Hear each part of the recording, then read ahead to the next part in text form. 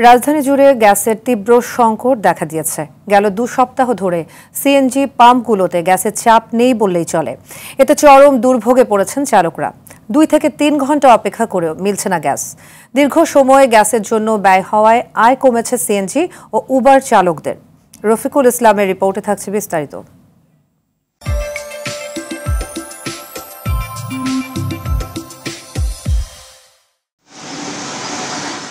রাজধানীতে গ্যাসের জন্য সিএনজি পাম্পগুলোতে গাড়ির এমন দীর্ঘ লাইন, যা ছাড়িয়েছে 1.5 থেকে 2 কিলোমিটার পর্যন্ত। গ্যাসের চাপ কম থাকায় বেশ কয়েকদিন ধরেই 2 থেকে 3 ঘন্টা অপেক্ষা যেন স্বাভাবিক ঘটনায় পরিণত হয়েছে। নানা সময়ে গ্যাসের সংকট দেখা দিলেও গত কয়েকদিন ধরে সংকটের মাত্রা তীব্র রূপ ধারণ করেছে। কর্মঘণ্টার বেশিরভাগ সময় পাম্পগুলোতেই ব্যয় করতে হচ্ছে চালকদের। 2 ঘন্টা আমি এই জায়গায় বসে রয়েছি, এই সময় প্রচুর ব্যয় হয়েছে। সকালে গেছে 2 ঘন্টা, 1 থেকে 1.5 ঘন্টা লাগবে আমার গ্যাস নিতে। তারপরও পাবো কিনা এখনো বলতে পারতেছি না। গাড়ি চালানোর আর উপায় নেই। এ অবস্থায় আয় রোজগার নেই বললেই চলে।